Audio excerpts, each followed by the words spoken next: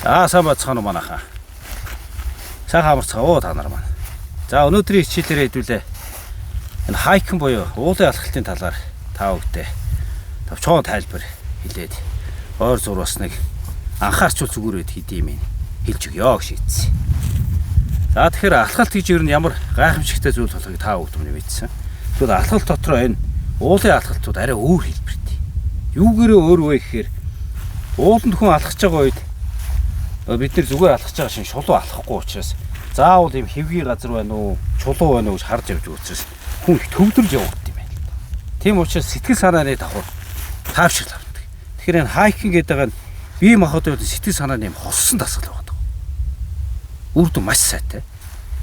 Тэгээ дээр нь яагаад таавшрдагаас гэхээр саяны ярьснаас гадна өөр нэг зүйл нь бидний энэ байгалийн юмс үзэгдлийг ингээд харахаар өөр ирэхгүй цаагаараа алсуураа стресс сайд таавшрдаг. Хоёр багшийн ингээд зэглүүд газар яриад амьдраад энэ ногоон зүйлийг уул ус харж ингэж амьдраад байгаа чи ерөөс тийм зоригтой шүү дээ. Өглөө усвал цонхоо харахад тайвширдаг. Ямар чимээ байхгүй. Гарж байгаа чимээ шуу амьд тил чимээ.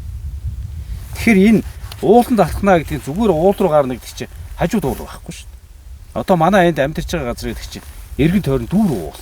Одоо манай яг энэ дөрвөн сумын уулууд гэж одоо энэ ёл хайрхан сэрэг уулнууд бол харьцангуй өндөр нь гайгүй.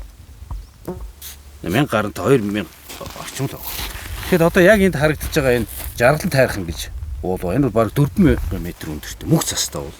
Нөгөө нэг Эрвис Янгэр аргалын жинхэнэ өлгийн ус уул. Наагур юм аралтай, агуу шиг жаргалтай.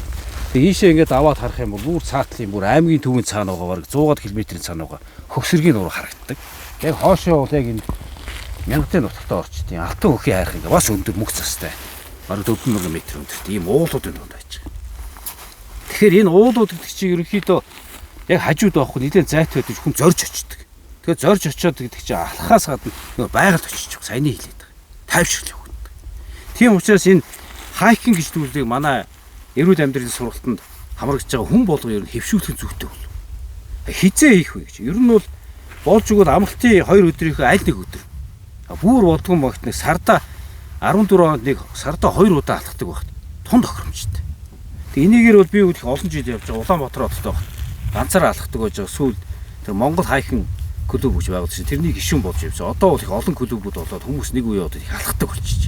Та нарын маань дунд ч гэсэн ууланд алхдаг хүмүүс зөндөл байгаа. Тэгэхээр та бүгд нь сая ойлгосон юм таарлаа тий. Сэтгэл санаа байгаль гардаг байна. Сэтгэл санааны тайвшрал явагдав, төвлөрөл явагдав. Дээр нь тэгээд уул руу алхахаар бүгд мэдчихэж байгаа шүү дээ. Нөгөө алхалт маань зүгээр жигтгэн газар биш. Дээшээ уруу гэж явдаг учраас хүний бүх энэ эд хийснэг ажиллагаанд ордог. Өөрөөр хэлбэл гიშгэлтийн бүх хэлбэр явагдаж байгаа. Ийм гайхамшигтай юм байна. Тийм учраас хайкныг өөртөө хэвшүүл. Би бол олон хүнийг уруу татаж хайкинд оруулж ирсэн. Өөр дасгал хийхгүйгээр зүгээр ажилтай ачаалтай ажил хийдэг ч үгс нэг 7 хоногт нэг удаа эхний ээлжиндүүд мэдээж яриг ачаал их бага алхах. Тэгэл тогтмол алхаад байгаа юм бол илүүд чинь байдгүй л байна. Би тийм олон хүнийг харж ирсэн. За тэгэхээр энэ хайкинг дээр явхад яг анхаарах зүйл юу байна вэ гэхээр хүмүүс алхахтаа болж өгөөд ийм өгсүр хичнээн өгсүр газар байсан чинь техникийн алхалт гэж байдаг. Уулын. Тэрийг эхнээсээ ингэ хөвсч. Тэр нь юу вэ гэхээр яг бидний манай сургалтын энгийн арга барилтаа их зөгцсөн. Өөрөөр хэлбэл хөлөө хол явахгүй. Ингэж энэ төр тавих шаардлагагүй. Юусе эхнээсээ өлмийн өсгөө ойн хийж байгаа юм ойрхон тавиад явж байгаа. Ядангуяа өгсүр газар ингэ яваад уруу газар явж байгаа. Энэ хүн ядардгүй. Ачаал их бага аваад. Тэгэхээр өөрийгөө цалхаахгүй байхын давуу талтай. Хийгээд үзээрэй. Тэгээд дээр нь яах вэ гэхэд би энэ үүр хүч үзүүлээгээ харуулдаг байгаа нь юу вэ гэхээр үүр хүч үүж алах хэрэгтэй. Ууланд алхах. Яагаад алхах ёстой вэ гэхээр нөр шулуу алхах биш нь уул руу алхахаар харьцангуй ингэ жоохон бүгтийж явдаг бол нурууд ачаад их үүсдэг. Тэгэхээр энэ үүр хүч өөрөө дотор нэг уух усаа ч юм уу нэг литр ус нэг заа нэг 4-5 кг жинтэй дээдлэн тэр тааруу юм ингэ явахаар ачаал их багасгаж өгдөг. Нөгөө сургалтын маань үндсэн агуулга яваад байна зөгцсөн. Ядраахгүй ачаал багт үе. Ингийн баг. Тэгээд энэ уулын одоо ууланд алхалт Монгол улсад их өргөн дэлгэр хөгжиж байгаатай холбоотой уулын хувцс хэрэглүүд их олон байдаг болсон. Тэгэхээр ууланд алхахтаа бас анхаарах юм бол хичнээн 100 цаг алхсан ч гэсэн алхаж үзег хүмүүс мэдээж байгаа бах тийм. Тэднэртэй голж анхааруулж гэдэг юм хэлж байгаа зүйл дээ шүү. Хичнээн 100 цаг халуун байсан ч уулын оройд сэрүүн байд. Салхи ихтэй байд. Тийм учраас салхи цохиулах байх талаар нь болж өгөл юм зориултын хувцснууд өөртөө бий болох хэрэгтэй. Тэгээ одоо жишээ нь гутал нь энэ уудын гутал гэдэг энэ бол яг юм шагаа хамгаасан гутал байт. Тэр чийг татахгүй.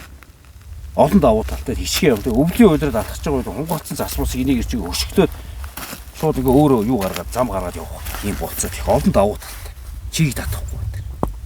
Тэгээ дээр нь яадаг вэ гэхээр одоо ийм хэрэгслүүд байгаа шүү дээ. Одоо жишээлбэл ийм уландаа ээждэг ийм гинж хадаастай юм нэ. Крампхонд гэдэг юм да англиар. Ийм нэг юм авцсан бох зүгээр. Яагаад вэ гэхээр ялангуяа хавар намрын уйлраад ууланд ингээ цас нөр хуучин цас нь хялмаадаар мөсцсөн үе дээрээс нь цасуугаар их хальтрахад толдог уул. Ялангуяа тэр ой хөвчтэй уулан дотор чинь хайлтгүй шүү дээ. Удаан хайлцаас. Тийм учраас нэг ийм давхар юм аа энд хийж. Яг тэр үеэр алхаж байгаа үед бол хальтрахт энийг хийчихээр зуураад их бас л ачаал их хөнгөлж. А дээр нь бас энэ гейтер гэдэг одоо төрийн үйдэг. Манайха мэддэг л алхаж байгаа юм. Тийм төрийн аваа хийчихвэл манайхан гоцоо цасанд өмсөд идэв. Тэр ганц цасанд биш. Ууланд явж байгаад иддэг нэг зангуу монгоо наалтах маадах ямар цаг үед ийм бартаата замаар явж байгаа тэрийг хийчихвэл давхар тэр маань ийм усны хамгаалтаар усны гуталж байгаа юм давуу талтай. Дээр нь тэгээ таяг байдаг уулын. Их хүчтэй. Би бол таяг хэрэглэдэг. Алхдаг хүмүүс бүгд таяг болж байгаа. Тулаа явахаар их төхөмтэй. Тэгэхээр ийм ойр зуурын ийм хэрэгсэлтэй болчоод энийг хүн ингээ хараад яагаад энийг цогдолж яах гэхээр ийм хувц сүлөөч хүн тэрийг харахаар өмцмөр санагт. Нөгөө бид нэр гурил сахар юм идэхгүй харахгүй болох идэхгүй байж харахаар идээд байгаа. Тэр шиг энийг ингээ харахаар хүн алхамар санагдав. Тэгээ өөрийгөө өдөөсөн сургалтаа яваа. За сургалтынхаа 2 багшаа хичээлээс гадна би багш нь хэлээд байгаа шүү дээ. Өөрийнхөө дуртай юмас гадна яг энэ сургалтайгаа холбоотой өөр сонирхолтой юмнуудыг YouTube дээрээс бичлэгнээс авах хэрэгтэй. Ганц минут үзэхэд хүн өдөөгддөг. Тэгээ ийм маягаар энэ хайкинг гэж энэ гайхалтай зүйлийг өөрсөндөө хөвшүүлээрэй. Тэгээ алхалт хийж байгаа үед бол яг гэр бүлээрээ хань ижлэр үр хөвгдөг алах. Илүү үр дүнтэй байдаг. За тэгээ Улаанбаатар хотод бол бидний дийлэнх маань амьдарч байгаа шүү дээ. Тэгээ та нартай хэлэхэд бол 2 багш нь алхдаг байсан. Ер нь бол Улаанбаатар хотын утааны хэмжээ гаргацсан. Одоо ингэж ихтэй шүү дээ. Ер нь бол зундаач гэсэн энэ машины утаа бол арилгаа болцсон байл шүү дээ. Тийм учраас энийг хөвшүүлээд Улаанбаатараас 50 км-ийн зайтай гарч иж агаарч өсөж байгаа. А дээшээ бол 1500 м гэж. Тэгээ энийг хөвшүүлээрээ таах юм байна. Гайхалтай. Ийм хайкинг гэж зүйлийг амьдралдаа хөвшүүлээд эрүүл амьдрах амьдралын хөвшилтэй хөвшил болгож байгаа. За амжилт хүсье.